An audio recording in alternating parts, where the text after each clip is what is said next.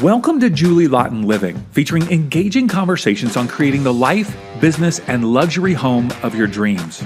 With over 30 years of experience in the design-build industry, Julie has completed over 1,000 remodels and custom homes in Southern California and provides architecture, design, engineering, and general contracting as a unique one-stop shop for her clients. Let's join the conversation with our host, Julie Laughton.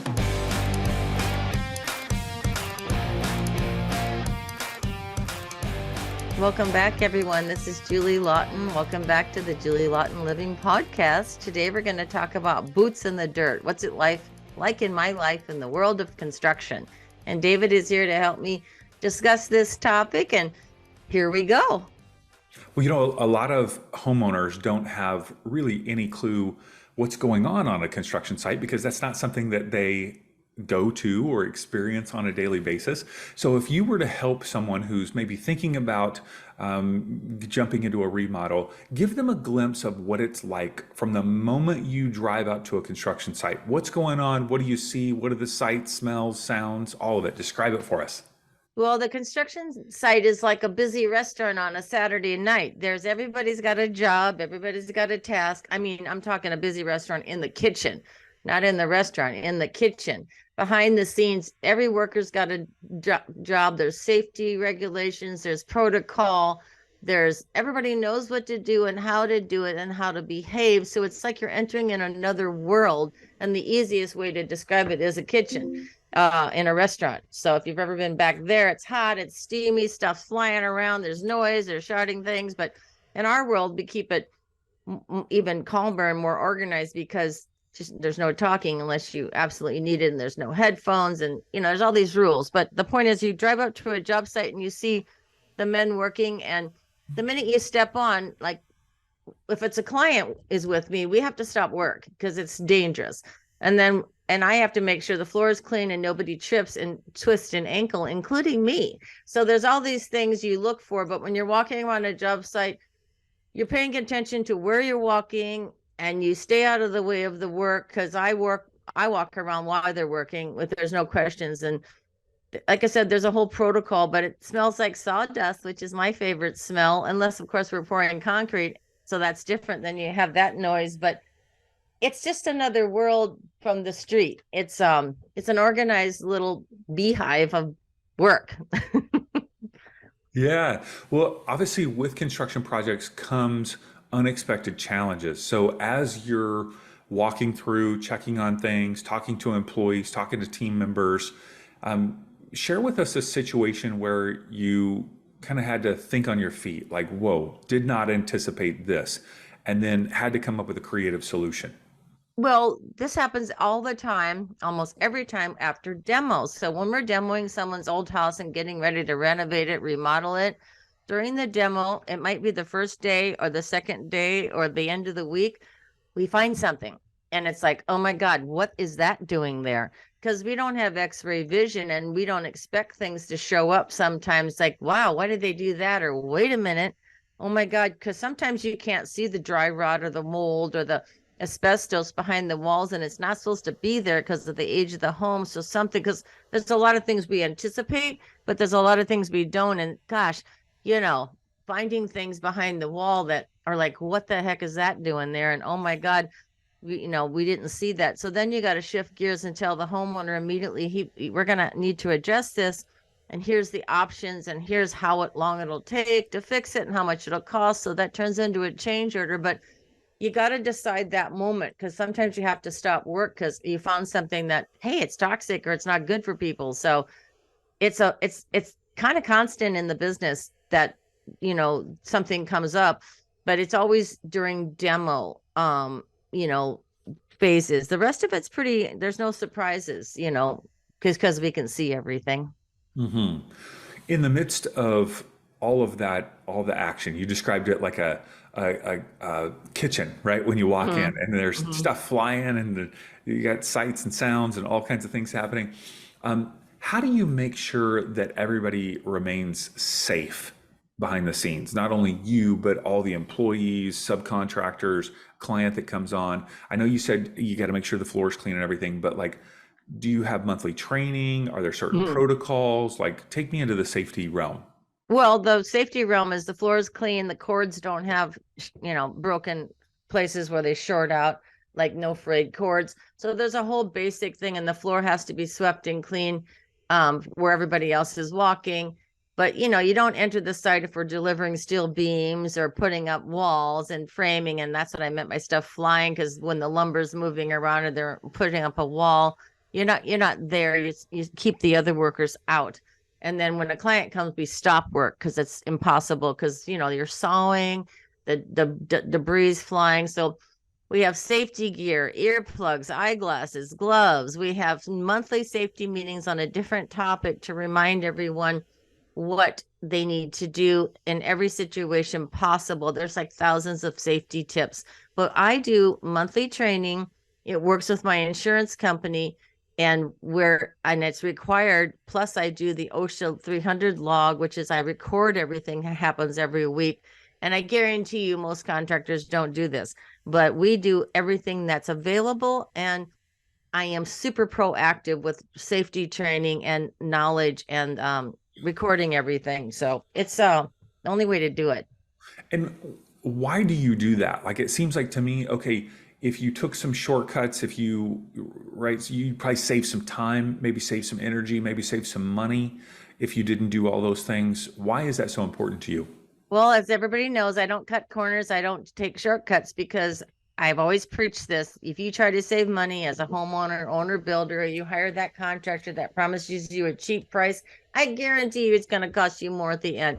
It's going to cost you more and problems will happen. I mean, nightmares will happen. So I don't cut corners. Even in my own life, I go to a naturopathic doctor and I prevent health issues by eating right, exercising, getting my sleep, but I do things to prevent health issues, just like I do things to prevent accidents. And we're always somebody walking around the sites, checking things, checking for safety, ladders, scaffolding, it's all checked.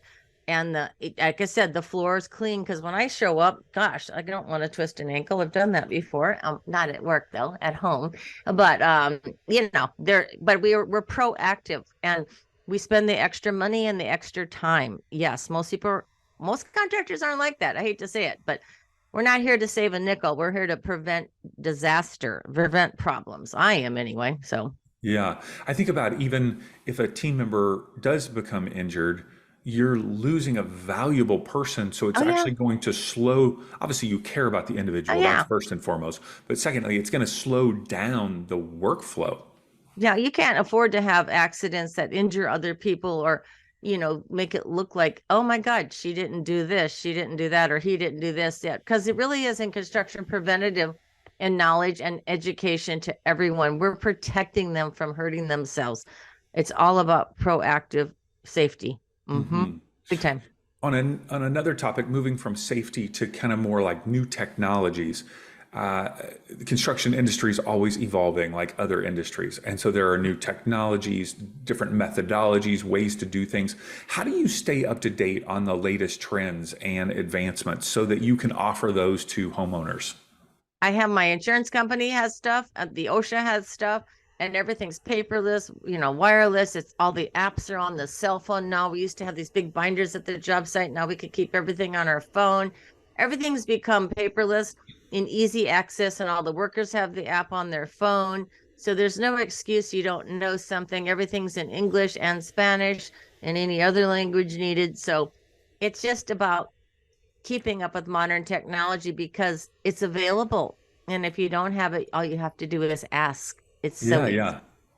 With multiple projects going on at one time, you're driving from place to place, which I encourage people to watch episodes of our show In the Truck with Julie Laughton. It comes out every Friday on our YouTube channel. So those Mhm. are great to see behind the scenes, as well as we do social media posts every day. But people will see you're moving from project to project, which requires a high level of organization and time management. So how do you prioritize where you put your boots in the dirt? And how do you keep yourself on track in terms of schedule, budget, organization of tasks? How do you manage all of that?